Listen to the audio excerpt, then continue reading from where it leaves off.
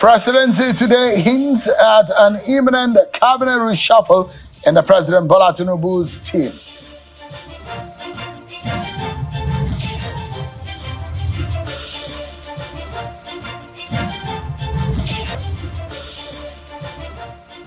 And Justice Kudirat Kekere-Akintunde engaged with the Nigerian Senate as she was screened for the job of the Chief Justice of Nigeria.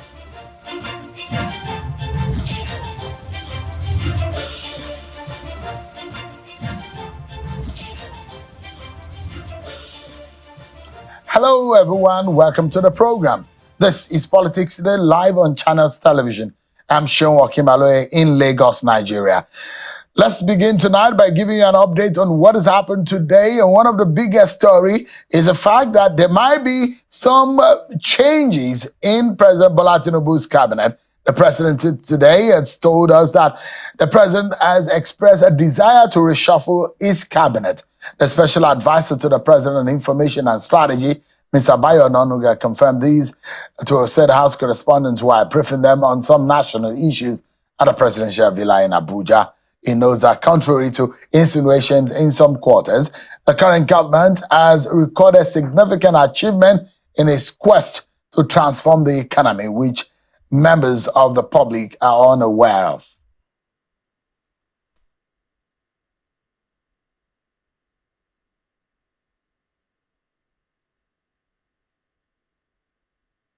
The president actually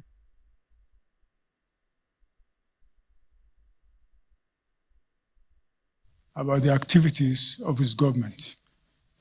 Some of them have been media shy, TV shy, radio shy, and he wants them to really overcome all that and go out there, speak about what they have been doing the past year. Because as he said, the feeling outside there, some people feel the government is not doing anything, and government has been doing a lot. And he believes that it is up to them to go out there and blow their trumpets. So cabinet reshuffle, let me tell you, I don't have any timeline. The president has expressed his desire to reshuffle his cabinet, and he will do it. I don't know whether he wants to do it before October 1, but he will surely do it. We also need to realize that the president's decision to reshuffle is also based on empirical evidence. You know, he has said it when he was doing the retreat for the ministers that it was going to, they were going to have periodic reviews, and the decisions that are extracted from those reviews will be used to make that final decision. I know he's gotten a couple of reports, and as Mr. Onanuga said, when he's ready to do that, I believe he will. All right, those are some of the communication coming from the presidency today as to those who will make the cut later on President Bola Tinubu's cabinet. Now, tonight, we've got some really loaded program for you. Insights on the Nigerian economy, experience for those who have served at the very highest level, and those who understand the intricacies on the Nigerian economy. But also we'll be hearing from one man who will run in the race in the Edo governorship election. We shall be hearing his thoughts about the outcome of the election. But first, let's check out some of your political roundup stories.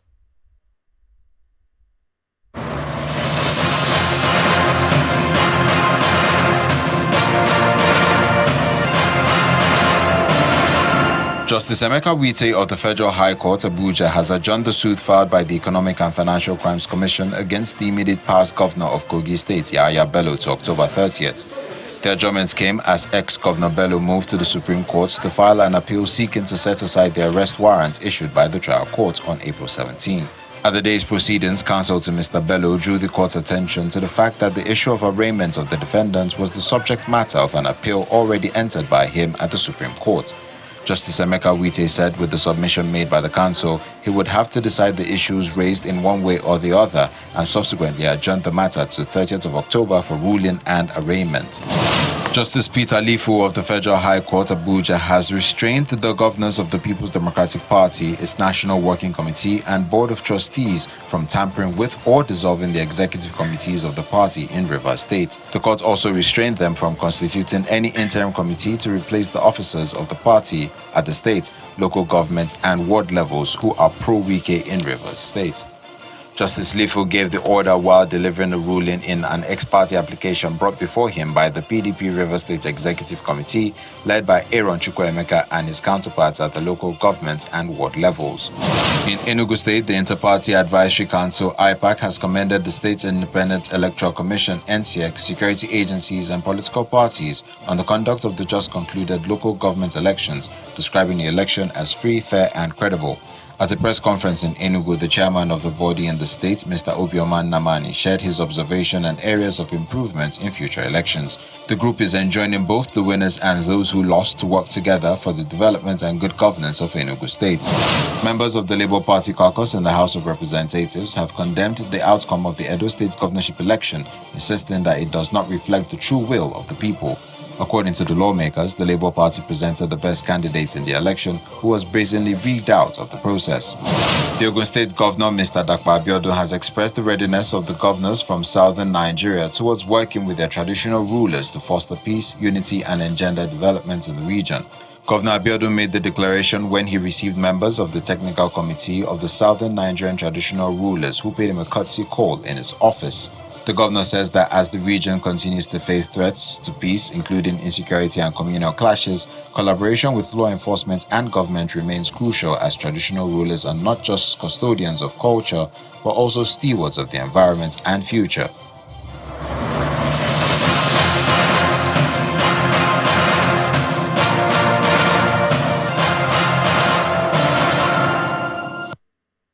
Thank you so much, everyone. Let's also tell you that today the Senate confirmed the appointment of Justice Kudirat Kekereekun as the substantive Chief Justice of Nigeria after a screening process.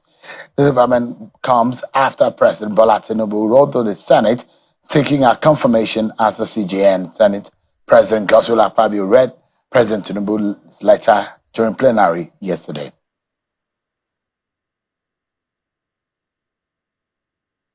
The statement was so clear that Nigerians and Afghanistan, these two countries are the most corrupt countries in the whole world.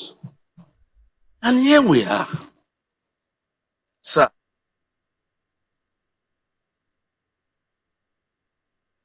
That's one of the engagements were there at the Senate earlier today. Tonight, our attention is going to be first on the economy before I bring in my next second guest on the program. But first, let's tackle the issue of the economy. And I have a former minister, he served 2 times as minister, first as a minister of the national planning, then minister of finance. He worked at the CBN. He's been a member of the board of several banks. This man has put together a book he edited and also wrote. The book is titled Public Policy and Agent Interest, Perspective from the Emerging World. Some insights on the proper way on how the public office, the public institutions, and governance should be administered. A lot of very eminent personalities who put pen to paper in putting this book together. Dr. Shamsuddin Usman is my first guest on the program tonight, and he's live for us in our Abuja studio. It's good to see you again after such a long time, former minister. Thank you so much indeed for your time tonight. Thank you, Sheung, for having me. Yes, long time no see, but I see you every day on your program. All right. Thank you so much for joining us. I will drag you out for a moment in the sense that I like to know how your mind works. When you handle the economy, as a former minister of the finance, the indices are totally different.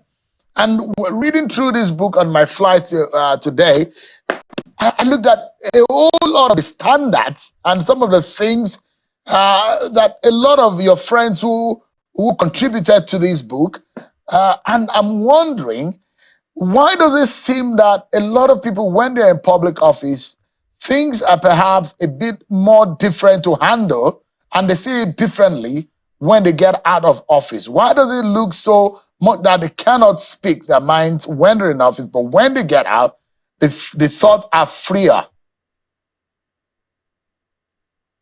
Well, I think it's not that things are different. I remember during one of my confirmations as a minister, a senator asked me, I don't want to mention his name, not to embarrass him, said that, look, Shamsuddin, when you are in the private sector, you used to be very critical of government. You are always on the TV, newspapers, and criticizing things and showing things how they should be done. But now you are in government, we don't see you doing that. And the answer I gave him was actually quite simple. I said, look, at the time that I was then as minister, and even now, I have access to literally all the top people in power, especially as a Minister of Finance or National Planning. I could walk into the President's office, I can walk into the Vice President's office, I can walk into the Senate President's office, and so on and so forth. I had access to everybody. So why go public when in fact you can influence policy and decisions much more if you actually either do it in committees or in cabinet, or in fact face to face, where sometimes it's even easier. You can communicate certain things. So really, I think it's not a question of either the issues are different or people are afraid to speak. At least from my own experience, that was really the issue. In fact, if I don't, Senator Deti Baba Ahmed was the one who asked me that question during one of my Senate confirmation, and that's the answer I gave him. So really, I don't see things being different. It's just the communication.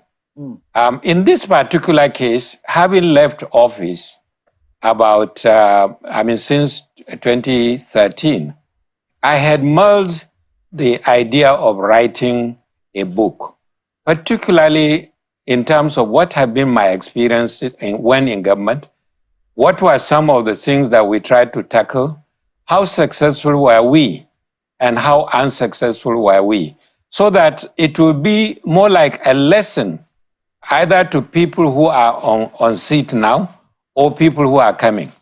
And also an enlightenment to the public. So, Dr. Osman, Yes. so it then brings me to the question. This chapter was the one that, chapter 15, was one that really got my attention. And is one that's a chapter that prompted this, my very first question to you, why people deal with governance differently when they are in and out of office. So, you title that particular article, you says, the highs and lows of implementing public policy, some tidbits, including a couple of scary moments. One of the things that you said that makes it a bit difficult and not straightforward to be able to implement public policy, one of it is politics. One of it is the complicacy or the complication of the Constitution. And you also talked about the Yaradua era and some of the politics that played out. Now, and then those who think that we are probably doomed. We have some of the best persons in the country. As soon as they get into public office, it does look like it is absolutely impossible to fix the problems of this country. What would you be able to tell us, as someone who has served at that highest level, who has served in the public sector? Is there a major spiritual crisis in implementing public policy, or how can we really achieve change in public office? I think it's a very good question, particularly relevant to your program. In fact, Politics Today, that's why when this was mentioned, I was quite happy to come here. And it ties in even with the conclusion of the book that I can mention later. But directly answering your question, the thing is, if you come in, whether as a technocrat, as an economist, and so on, there are a lot of things you try to do. But the political system is set in such a way that is very, very difficult to get things done properly. And I think, in fact, that is the title of the book and the theme, which is the issue of agent interest. Public servants have been put there to actually protect public interest. But unfortunately, for many public servants, for the majority of public servants, whether they are politicians, whether they are members of the National Assembly, whether they are in the executive, whether they are civil servants, for a lot of people, their own personal interests tend to overtake the public interest. And therefore, instead of being agents for the public to protect public interests, they become principals because it is their own interests that are prime. Now, I gave those examples of, for example, the day I was appointed minister, somebody, alerted me that, hey, for you to get confirmed as a minister, you have to register as a member of a political party. Of course. So really, I had to rush to Kano because as of that time, I was not a member of any political party. I had to rush to Kano to my ward and register so as to, and then there are all sorts of requirements by the Senate before you can get confirmed and so on. But I think those tidbits I gave was to highlight the fact that the life of a minister is never simple, straightforward, go to the office, get the job done.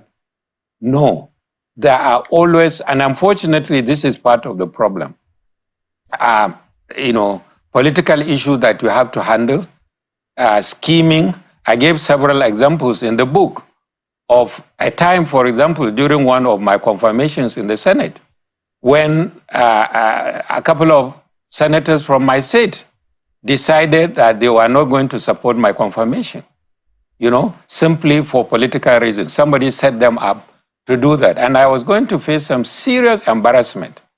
The president had nominated me, and yet senators from my state were reluctant to. And it took quite a bit of work to get over that. In fact, when I was also, the first time I was appointed Minister of Finance, I went to Kano and they had a party for me, business people and so on. So the first thing you learn as a minister, in fact, you have to know how to, especially if you are not a politician, how to manage the territory. Because, I said something innocently that became the issue in the news for several days in Kano. I said, which was something that happened, that everybody was running after me at that time, learning that I was Minister of Finance, and already bringing proposals to me as to what issues they were pursuing, mostly personal. Either some contract they were looking for, or in fact, the first person that visited me after my swearing in getting back to the office was a lady, a politician from Kano, who brought a list of 9 containers and said, Minister, congratulations. You are the chairman of the Board of Customs. Please help me to clear these ones. Now, it was from her that I even learned I was the chairman of the Board of Customs. So there's a lot of that sort of turbulent times that you have to actually. Yeah. Yes, and I think what you are saying tonight will give illuminate the minds of a lot of Nigerians why we have a lot of public officers who are successful in their private life, but they are failures when they get to public office. If you are president today, and that those who are raising question, and today, for example, the presidency is hinting on a possible, imminent cabinet reshuffle. If anyone in public office were to be successful, what should a person do? Well, first of all, you must be diligent. You must be somebody who understands your job. That's very, very important. Yes, the politics is there. But if you are Minister of Finance and you don't understand the economy, then that's going to be a serious challenge. If you are Minister of Health and you don't understand the health sector, so the professionalism is very, very important. Yes, it's true. Sometimes just pure politicians can be put in certain ministries.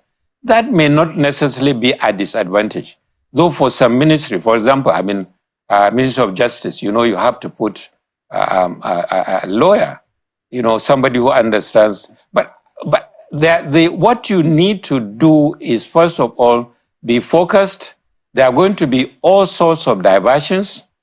There's going to be all sorts of tricks to get you to do the wrong things.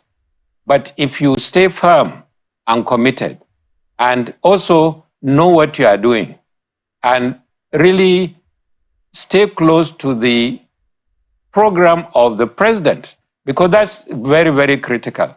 You are not there in your own right. You are there as an appointee of the president. And it's therefore very, very important to ensure that what you are implementing is not your own, at the end of the day, it's not your own business, but the business of the president, the business of government. And if you do that, I think you'll be very successful. One area that caught my attention around the time that you were in office, the Steve Oronsaye report was sanctioned. And there are a lot of people who have also mentioned the reason why we are where we are today, because there's just too much Nigeria spend on sustaining or maintaining those who are in public office. And that's where the conversation around cutting the cost of governance. I'm particularly thrilled by some of the things that you wrote in chapter 6 of your book, Enhancing Transparency and Accountability in Public Financial Management, the memoirs of a practitioner. And that brings me, and that's one of the areas where I'm going to drag you out tonight, because I can't have you on the program and you will not comment on the economics or the economy of Nigeria and where we are getting it wrong or what we need to do to get it right from your own experience. On one hand, cutting cost of governance, how difficult is it? I think it's not difficult if you have somebody who understands what needs to be done. If you have the support of the president that appointed you, it's not, I think the big challenge, and I think we always get back to the politics of it, is that sometimes you sit down and do all the necessary work. And I'm happy you mentioned the Oronsaye report. I actually covered that in great detail in the book. The number, if you look at the number of days and weeks that we spent under the chairmanship of President Jonathan, he actually chaired a special committee of selected ministers and officials that we spent days and days and days and nights, going into that report, line by line, recommendation by recommendation, and agreeing with some, disagreeing with others, modifying some. It took weeks, and the president sat through it. We finalized it, and it came to council, I remember. Then there was supposed to be a white paper to implement it. Now, this is where then the political process tends to come in. And you find that certain vested interests then try, and I left government shortly after that, but it's a pity that up till today, in spite of that amount of work that had been done, that report has not been implemented. In fact, quite the opposite. This is again another problem. We are even creating new agencies, probably multiples of even the ones that we were supposed to be restructuring and removing and reordering in order to cut costs, in order to make government work more efficient. Another example is the electricity problem in this country. Again, under President Jonathan, he set up what was called the Presidential Committee on Electricity. And we spent weeks and months going through, producing a very detailed report as to what needs to be done to the power sector. And for me, it's such a shame because unfortunately, the way that report was implemented left much to be desired. As such that today we are still the same kind of problems. Now, something also that really doesn't allow success in government is lack of accountability. People are not held responsible for not achieving results. And that's why, as Minister of National Planning, I started the Ministerial Performance Report. And we gave targets to ministers. Everybody had a target. The Power Minister, for example, one of his targets was to reduce a national collapse of the system by a certain period and completely eliminate it. Now, and the consequence of not achieving that was that he would be thrown out as a minister. Unfortunately, again, shortly after we started implementing that, I left office. So this government luckily has restored that. We had in the piece of news that was just read now that the president is probably going to use the latest report that has been produced by the management agency to guide his cabinet reshuffle. I mean, one area that I think is very important for a lot of our viewers, I mean, the government where you served was blamed about debt management, having to consolidate much on the future of Nigeria by savings. The governors also had their own differences as to the commonwealth of the nation. And the governors forum was so influential at the time. They said, bring all the money, let us put it on the table. There are a lot of differences that the federative unit had with the central government at the time. But there are conversations that also at the time as to our refineries not working. There are no electricity is a major problem. Fundamental question as to productivity of the nation and the problem of revenue. This was also very much when you were in office. But if you look at the economy of today, if you try to diffuse and dissect all of those issues, we might not be able to live here today. But if you look at the problem of the country today in terms of the economy, what would you say is the place or the moment where this government is probably getting things wrong, and what can they do to get it right? Okay, before I answer your question directly, let me say that people underestimate the amount of cooperation that is achieved between the federal government and the state governments, particularly through the National Economic Council and similar agencies. As Minister of National Planning, we were the secretariat of that Economic Council. Yes, from time to time there are some disagreements, but I think it's a very, very good avenue for actually bringing everybody to the table, discussing issues passionately, and arriving at consensus. So I think the disagreements that people talk about between the federal government and the state government is sometimes honestly exaggerated. And those, the discussion there is generally apolitical because people come from different political parties. But when, the committee sits, at least from my experience of it, is usually trying to achieve what is in the best interest of Nigeria by cooperating at different government levels.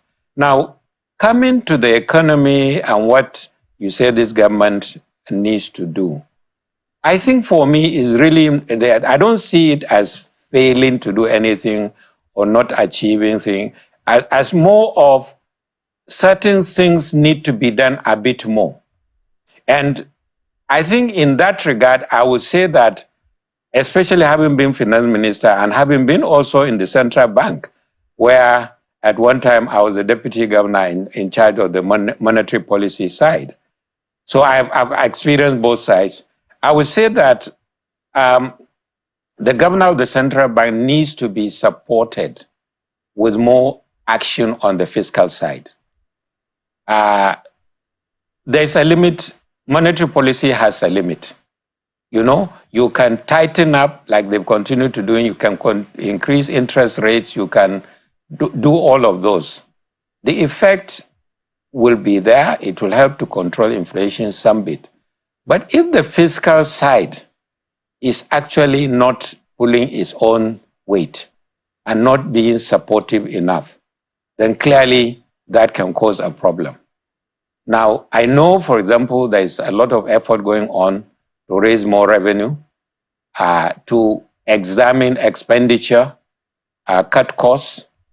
But I think a little bit more needs to be done on that side in order to complement our monetary policy and achieve greater success. Dr. Shamsuddin Usman, I understand that you're probably launching this book or presenting it to the public tomorrow. I wish you the very best. It's good to read your thoughts about some of the things that you faced in office.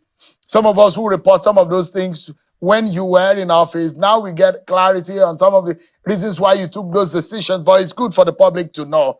And also those who are in office right now, it's good for them to be able to have a sense on how to handle these public offices better. Dr. Shamsuddin Usman is the former Minister of National Planning and former Minister of Finance. Thank you so much indeed for your time. I appreciate it. Thank you, Shehu. Thank you so much indeed.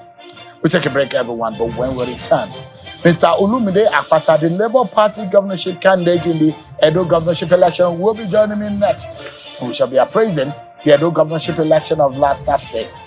We'll be right back. Thank you so much, everyone, for staying with us. Let's speak with the big man, the Labour Party governorship candidate, Mr. Olumide Akpata, a former NBA president. He's live for us in Abuja. Thank you so much. Apologies. I had to cross this other way. You crossed that other way because of this program. But for some reasons, exigency of work. But thank you so much indeed for your time. I know that you may have had opportunity to take a step backwards and ruminate on what really happened on Saturday. But how do you describe the whole process? You put your heart, your resources, your energy into all of this. How do you describe this, the outcome and the process? Well, the outcome, if we view the outcome without talking about the process, I am humble enough, I have enough in my storehouse of humility to acknowledge defeat if indeed I lost, or if indeed I lost on a playing field that was level.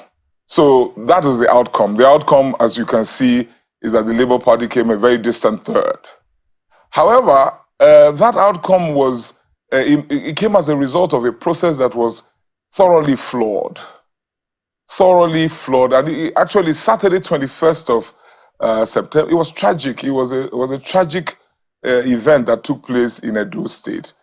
Because, Shehu, when you consider firstly that the level of voter apathy was so high, it is estimated that only about 20% of eligible voters came out to vote on that day in Edo State, a highly enlightened, highly sophisticated community. And then when you also see that the bazaar that took place, the vote buying bazaar that took place, so from the numbers from INEC, it would appear that 560,000+ votes were cast on that day. I'm not so sure I agree with those numbers, but we're still looking towards. But let us even assume that we're somewhere in the 500,000 region in terms of votes. Two things occurred, Shehu. Firstly, I would say, and my people are crunching the numbers still, but we are saying that somewhere in the region of 300,000 of those votes were bought. That leaves you with another 200,000. And then you saw what happened in the collation centers, where there was quite a bit of, in fact, it was a chaotic scene at some of the local government collation centers. And at the state collation center, it was mayhem. So that just tells you that it wasn't an election that took place on the 21st. Like I said, it's okay to lose fair and square. But when you recognize that the Labour Party, first and foremost, right from the get-go, we were out of the game because apparently we came to a gunfight with a penknife. So we did not have the resources to buy votes, the votes that were on offer. And by the way, Shehu, even if we did have the resources, we would never have taken part in such perfidy. Secondly, you found out that the people themselves, no, just in conclusion, secondly, you find out that the people themselves were very willing, were in fact on the lookout for buyers for their votes. And we're looking out for the highest bidder. So it was a willing buyer, willing seller scenario. So that for me is that's how I can describe the process to you. Vote buying, voter apathy, and then mayhem at the and chaos at the collation center. That is how we came about this particular outcome that you have alluded to? You were an outsider on the outside bar when you ran for president. Very sometimes unusual. You just a few of you who have ever done that in the history of the Nigerian Bar Association. You became the very first man in the Nigerian bar in that sense. That's very unusual, and that was a very historical feat that you achieved. But getting into running for governorship of Edo State, that is another kettle of fish altogether. Are you politically shocked by what you met on the ground, your expectation, and what was the outcome? Sheung, Nigeria happens to you. So I'm old enough to understand my country. Nothing shocks me in Nigeria, save for, let me say that I was slightly taken aback by the reaction of the people. When you have, like I've described it, the captors who are in love with the captives who are in love with their captors. So that one left me a little bit dumbfounded, let me say, because I did not expect that reaction from the people. We campaigned vigorously around the state, and I know, Sheung, that the people, they really wanted to see change. But in the face of inducement of that magnitude, apparently they capitulated. But when you say outsider, Sheung, let's put it this way: each of us, the three, as they like to call us, leading candidates, came to the party or came to the table with our own fair share of negatives. The APC candidate would not speak to, or would not or could not speak to the populace. So the people were yearning to hear from him, but he was not available for them. He was a product of some serious infighting at the APC. The PDP candidate came to the table with his own baggage. First of which was the fact that the incumbent governor was more like an albatross for him. Of course, he also came as an outsider like me. So I fail to ascribe the outcome to any of these negatives that each of us bore into or carried into the process. No, if those were the only issues, I think the outcome or the results would have been different. Again, Sheung, Olu Akpata or Labour Party, I'm not saying we won the election. I am saying that there was no election, there was a transaction. So it's very difficult to now say, oh, who would have won or who would have lost. Mr. Akpata, 300,000 votes by our estimation were bought by the two parties actively participating in that bazaar. Actively participating in that bazaar. That is enough to swing any election. Yeah, there are those who will be asking, you were very confident that the average person was behind Olumide Akpata, that they resonated with your message. The Papa, Mama, Pikin, where were they? Sheung, some stayed at home, but a large number came out and sold their votes. That's the point I'm making to you, Sheung. Sheung, you see, what happened was a tragedy. Let us remove focus from Olu Akpata and Labour Party and interrogate our electoral process. If voters in Edo State, and so let me tell you, members of my party sold their votes. So it's not just, it is something that we must look into closely. So Papa, Mama, Pikin, who were indeed, we were not sure of the process, but we're surer, or we had more confidence in the people. But the people decided to go for, freshly minted cash that was on offer. So for me, that was a lesson. That was a big lesson to learn. That if you think that you know the people, you have to think again and you have to look inwards. The level of deprivation, poverty in the land has made it such that the people are unable to connect the dots between their current situation and those who are the cause of their situation. I'm not making any excuses for the people. I understand, I empathize. However, the facts remain the facts. This is the scenario. So shall the Papa, Mama, Pikin that we thought would come out and say enough, as they told us when we campaigned to them that enough is enough. Our mumu don't do. We not go grieve for them again. Well, when they came and they found that there was so much money on the table, every other consideration was out of the window. That is exactly what happened. And I would like us not to focus on me, Oluwapata, or the Labour Party. Don't focus on us. It's easy to call us sore losers, or it's easy to call us naive.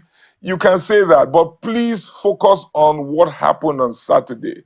Because it is an ill wind that will blow no one any good. Like somebody said today, we are superintending over the destruction of democracy in Nigeria.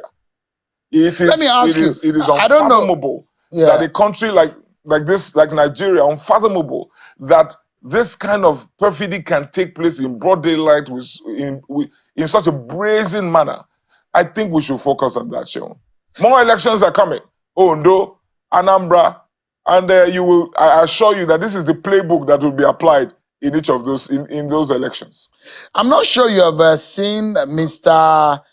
Julius Abure's reaction when you were talking about his reaction to the your comment on whether the votes were bought, because he accused that you of buying your ticket. He said, "Do not blame those who bought vote because you also, according to him, that you bought a ticket." How do you respond to Mr. Abure?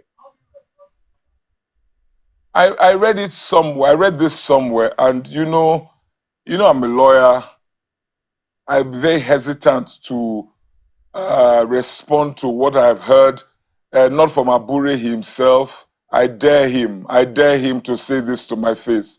Julius Abure will not say this to my face. So it's better I do not reply. You asked me on your program when I appeared once, did I buy votes? Did I buy delegates? And I told you categorically no. Well, if you say that I helped to build the party, I bought vehicles for the party when we had none. I bought chairs for the party at all wards when we had none, and that I bought public address systems for the party when we had none. That I would say, oh yes, I did, because the party needed this. I was there to build the party. And indeed, now that it has turned out that I have not emerged as governor-elect, I am still in the Labour Party because I am here to build the party. I was doing that while I was an aspirant. I did that as a candidate, and I will do it now as a former candidate. So if that is the accusation, I plead guilty very quickly that I was part of building Labour Party, making sure we have structures in Edo State. But if Julius Abure, if it is indeed correct that Julius Abure, who by the way is not in any position to speak about criminality, so let's avoid that, because I don't want to speak to words that have been ascribed to Abure when he is not in a position to confirm that this came from him. So I would rather walk away from that, if you don't mind. Does it deter you in any way? Because it has a way of dampening people's morale when you lose and you don't think that you have lost also fair and square. Would you ever want to run for Edo governor again? Shehu, this is not a sprint. It's a marathon.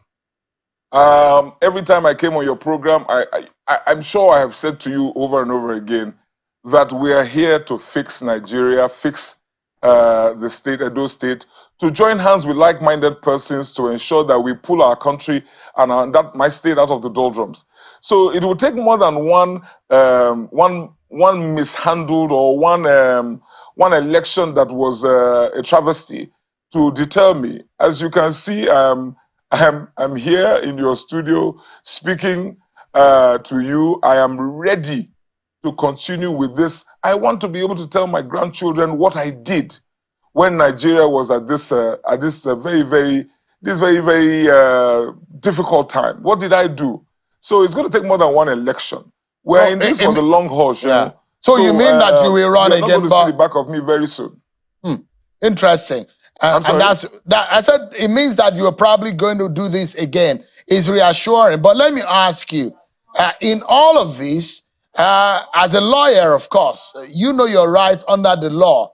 When you run for a race like this, you know what your options are, legally speaking. Are you pursuing this election? Are you pursuing the outcome in court? Are you challenging the outcome of this election at all? Well, I'm glad you have reminded the public that I'm a lawyer. So I have the benefit of seeing these things as an insider, a practitioner within the justice sector. So it is a decision that the Labour Party and I would have to take jointly, whether or not we will challenge the outcome of the elections. I am going to be meeting with my lawyers. The Labour Party will also be meeting with its lawyers, and then we will come to a decision whether or not we will be challenging the outcome of the elections. Just as doctors are not expected to treat themselves, lawyers should also be very cautious. So instinctively, I would have arrived at a decision whether or not to go on or to the tribunal or not. As an individual who is legally trained, but it's important for me to take a back seat on this one and allow my lawyers, based on the evidence that we have and the evidence that is still being collected, to make the determination on my behalf. Of course, I will be involved in that conversation. Of course, my 31 years as a lawyer will be of some benefit when we analyze. My 31 years experience as a lawyer will come in handy as we analyze the issues, but that call has not been made yet. I know in the coming days, focus will now be on governance and perhaps putting all the politics behind. Are you able to look beyond politics and work with whoever that has been, of course, we now know a governor-elect now that has been announced based on the result by INEC. Are you willing to be able, for the sake of Edo State and your people, to work with whoever who seeks your help and support? Well, in Nigeria, I think it's probably only in Nigeria we keep on hearing this. Will you work with or work with? One very, very important plank of any democracy is the opposition. Opposition that is clear-minded, clear-sighted, opposition that is able to hold the feet of government to the fire. So rather than anybody ask me whether I will work with any the elected government of the APC, I think the question really should be shown: is the Labour Party ready to play its role as the opposition? Because it's important that we have credible and vibrant opposition in place, so that whichever government is elected, when we eventually get to November, and whoever is sworn in as governor, that person will know that there is a cloud of witnesses. There is a group of people who are definitely watching, who will call them out in the event that they step out of line. They run on a manifesto. We run on our own promises to the people. We are going to continue. I assure you, Shehu, you're going to see that I will remain in this space, ensuring that whichever government emerges in Osadebe Avenue will do good by the people if they have the wherewithal. If they are able to do it. I have my doubts. But we'll make sure that they do good by the people, and if they do not, we'll call them out. Mr. Akpata, we're really out of time and we need to go. But if in 20 seconds you may give me your final thought. And my question would be, if you say that this result is very far away from reality and things were unusual, perhaps in 20 seconds, can you tell us which areas do you think you could have won this election fair and square if this vote buying thing didn't happen? Just in 20 seconds. Shehu, let's stop fixating on Olu Akpata and Labour. Shehu, please let us highlight the issues. Yaga Africa, by midday of election day, Yaga Africa already cried foul. In their final report, I'm sure you've read it. Let us find out what went wrong. How come political parties, the APC and PDP, could buy votes in such a brazen manner? Because I am saying to you, I don't know exactly what you want me to say in 20 seconds. I'm saying to you that process was completely flawed. Just by, firstly, the fact that vote buying took place at such a level, and then, of course, by the chaos that took place in the coalition center. So your guess is as good as mine what the outcome would have been if things had gone better. I'm not here to mention whether Labour Party would have won or not. I am saying that level of vote buying totally negates it totally detracts from the process that occurred on Saturday. Elections did not take place. Is this the kind of democracy we want for our country? We have other elections coming up. We must go back to the drawing board and find out how we can stop this. This is a rape on democracy. It is not about Labour Party winning or Olu Akwata winning. It's about the Nigerian people winning. What happened on Saturday? If this continues, we have lost democracy. That's the point.